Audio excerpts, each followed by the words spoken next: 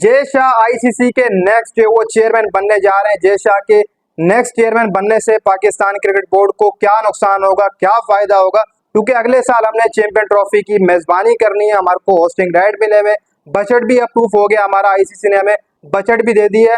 अब जो खबरें हैं वो कुछ इस तरीके से हैं कि आईसीसी के जो नेक्स्ट चेयरमैन होंगे वो जय शाह साहब होंगे। अब जय शाह साहब के कई हद तक चेयरमैन बनने से जो क्रिकेट फैंस हैं, चाहे वो इंडिया के क्रिकेट फैन हो चाहे पाकिस्तान के क्रिकेट फैन हो, उनमें एक सोच आएगी कि अब चैंपियन ट्रॉफी पाकिस्तान में नहीं होगी, अगर होगी भी सही तो हाइब्रिड मॉडल पे होगी। इंडिया जो है वो पाकिस्तान में बिल्कुल भी नहीं खेलने आएगा। अब क्रिकेट फैंस की ये सोच बन चुकी है, लेकिन जो क्रिकेट फैंस ये सोच रहे हैं वो इसको देखकर सोच रहे हैं कि जब एशियन क्रिकेट काउंसिल के सदर थे जय शाह, तो उन्होंने वह ये फैसला किया था, 2 माह पहले ही उन्होंने कर दिया था कि पाकिस्तान जो वो टीम इंडिया ट्रेवल नहीं करेगी एशिया कप के लिए। हालांकि उन्होंने गवर्नमेंट से भी कोई इजाजत वगैरह नहीं मांगी थी, ये उनका अपना डिसीजन था, लेकिन उनके पास पावर मौजूद थी तो उन्होंने फटाफट अपना फैसला ले लिया कि जी टीम इंडिया ट्रेवल नहीं करेगी पाकिस्तान। ये उन्होंने बतौर बीसीसीआई से कोई ऐसी इन्वॉल्व नहीं थी इसके अंदर, ना ही इसका जो वो आइडिया लिया गया गवर्नमेंट से भारत की उस टाइम पे। तो डायरेक्ट उन्होंने अपना एक फैसला किया था कि हमारी टीम ट्रेवल नहीं करेगी पाकिस्तान, ये उन्हीं का फैसला था, ना कि उनकी गवर्नमेंट ने ये कहा था कि हम ट्रेवल करेंगे या नहीं करेंगे। डायरेक्ट जय शाह ने 2-3 महीने पहले ही ऐलान कर दिया कि हमारी टीम नहीं जाने वाली, क्योंकि उस वक्त उनके पास पावर थी। अब वो तो एक पावर चलो एशियन क्रिकेट काउंसिल में छोटी पावर होती है, लेकिन अब ये जो बड़ी पावर जय शाह को मिलने जा रही है, इससे मेरे हिसाब से कई ज्यादा नुकसान भी हैं और कई ज्यादा फायदे भी हैं।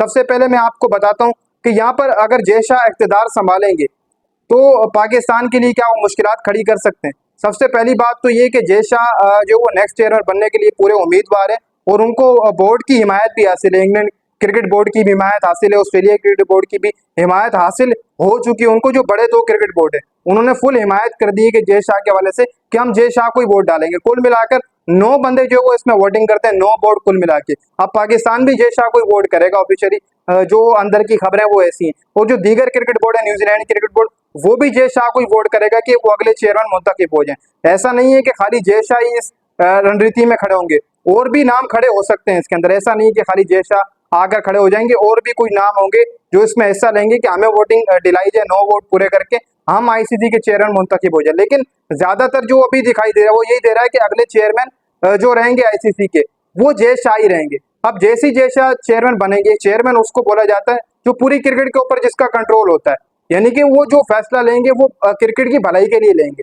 उनको कोई ऐसा फैसला नहीं लेना है इस कुर्सी पर बैठकर जिससे एक मुल्क की क्रिकेट खराब हो। अब फर्ज कर लें कि आप जय शाह साहब कुर्सी पर बैठ जाते हैं, फिर उसके बाद वो ये फैसला करते हैं कि टीम इंडिया पाकिस्तान ट्रेवल नहीं करेगी और टीम इंडिया हाइब्रिड मॉडल के ऊपर खेलेगी, तो ये तो एक तरीके कार से किसी मुल्क की क्रिकेट को डाउन किया जाएगा, वो भी आईसीसी की तरफ से। लेकिन आईसीसी के जो एक इकदाम हैं उसमें ऐसा कुछ भी नहीं कहा जाता कि आपको अगर इख्तियार दिए गए, खाली आप अपनी बोर्ड की हिमायत करें, आप अपनी गवर्नमेंट की हिमायत करें और बाकी क्रिकेट बोर्ड्स को आप छोड़ दें, ऐसा नहीं है। बल्कि तमाम क्रिकेट बोर्ड को आपको साथ लेकर चलना होता है। आईसीसी का जो चेयरमैन होता है उसके पास इतने तो अख्तियारात होते हैं, लेकिन इसका मतलब ये नहीं होता कि आप किसी मुल्क की क्रिकेट को डाउन कर दें, आपको सब बोर्ड को साथ लेकर चलना होता है। तो जय शाह के लिए अब जो अगली परेशानी है वो ये है कि वो सबसे पहले गवर्नमेंट से अपनी पूछेंगे कि वहाँ बीसीसीआई से पूछा जाएगा, क्योंकि वो बीसीसीआई को छोड़ देंगे और नवंबर में जो है वो ग्रेग बागले अपना ओहदा छोड़ देंगे।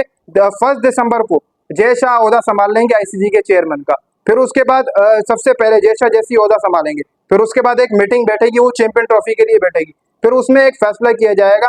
सबसे पहले जय शाह भारत की बीसीसीआई से पूछेंगे, जो भी उनकी जगह सदर आएगा बैठेगा, क्योंकि वो तो वहां चले जाएंगे, आईसीसी के चेयरमैन हो जाएंगे, तो उनसे पूछा जाएगा, फिर वो गवर्नमेंट से इजाजत लेके फिर एक अपना लेटर भिजवाया जाएगा आईसीसी को। लेटर जैसी आएगा उस लेटर के तहत फैसला होगा कि चैंपियन ट्रॉफी पाकिस्तान में करानी है या नहीं करानी। लेकिन यहाँ पर तमाम बोर्डों की पाकिस्तान को हिमायत भी मिली हुई है कि चैंपियन ट्रॉफी पाकिस्तान में कराओ, हम जाने के लिए तैयार है। ऑस्ट्रेलिया, इंग्लैंड, न्यूजीलैंड, अफगानिस्तान सबने पाकिस्तान की हिमायत की है। अगर किसी ने नहीं की है तो वो इंडिया था पहले भी, लास्ट मीटिंग के अंदर भी। लेकिन जय शाह की चुप से मैं समझता हूँ कि जय शाह ने जो लास्ट मीटिंग हुई आईसीसी की, वो वहां पर जो चुप थे वो इसी वजह से चुप थे कि वो इख्तियारात का इंतजार कर रहे थे कि जैसे ही मैं चेयरमैन बनूंगा तो मैं खुद ही कोई ना कोई फैसला लूंगा। लेकिन ये बात भी एक हैरानकुन बात है कि जय शाह के पास जैसी पावर आएगी तो जय शाह अपना एक रंग रूप चेंज कर देंगे। अभी तो उनका कोई रंग नजर नहीं आ रहा है, अभी तो वो गवर्नमेंट कर रहे हैं कि हमारी गवर्नमेंट इजाजत देगी तो ठीक है, नहीं देगी नहीं, क्योंकि अभी उनके पास बीसीसीआई के वो कंट्रोल कर रहे हैं ऊपर।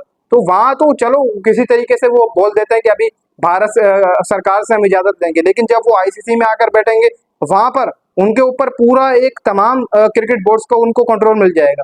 फिर वहां पर जो उनका फैसला होगा उसी को ही सबसे पहले रखा जाएगा। और जो बाकी क्रिकेट बोर्ड होंगे वो भी जाहिर सी बात है कि जय शाह की हिमायत में ही बोलेंगे, पाकिस्तान की हिमायत में नहीं बोलेंगे। लेकिन ऐसा भी नहीं है कि किसी के चेयरमैन बनने से किसी बोर्ड को नुकसान होता है। आप सबको पता ही है कि पाकिस्तान के एहसान मानी भी चेयरमैन रह चुके हैं आईसीसी के, लेकिन जब एहसान मानी थे तो क्या पाकिस्तान को कोई फायदा हुआ था? बिल्कुल भी कोई फायदा नहीं होता, ना नुकसान हुआ था ना फायदा होता है।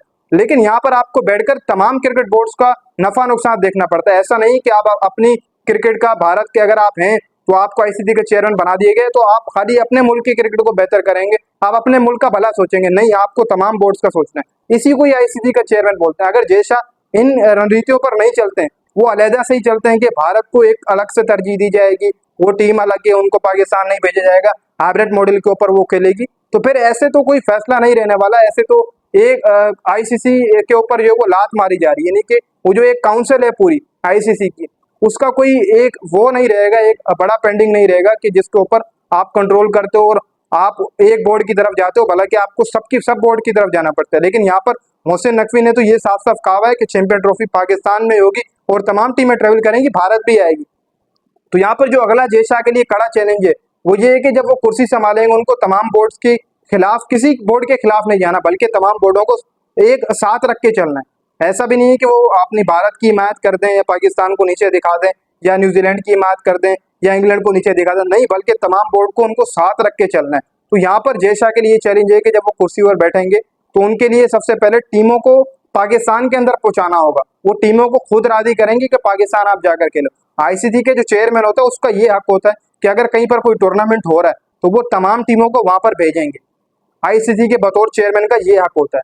तो यहाँ पर क्या पता आप देखो जय शाह अपना हक अदा करते हैं या फिर वही पुरानी रणनीति जैसे एशियन क्रिकेट काउंसिल के सदर थे, या फिर वही वाली अपनी टेक्निक रखते हैं कि भाई भारत को हम ऊपर रखेंगे, बाकी जो बोर्ड्स हैं उनको नीचे दिखाएंगे। अगर ये करते हैं तो फिर आपका मेरे हिसाब से सदर बनने का कोई भी फायदा नहीं है जय शाह का। लेकिन यहाँ पर जय शाह अपनी पावर का इंतजार कर रहे हैं, जितना मुझे माइंड इफेक्ट है।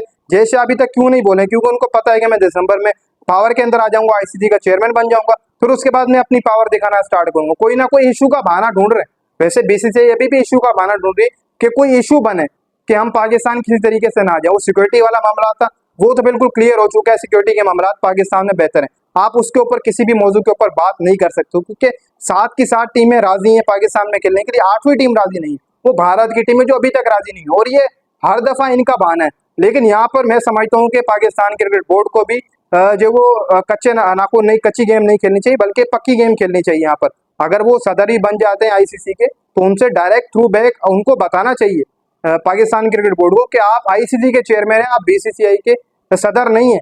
जो फैसला करेंगे वो भारत के हक में होगा, नहीं बल्कि आप जो फैसला करेंगे वो तमाम बोर्ड के हक में होगा और तमाम क्रिकेट की बेहतरी के लिए होगा फैसला। तो देखो अब आगे जो वो क्या होता है।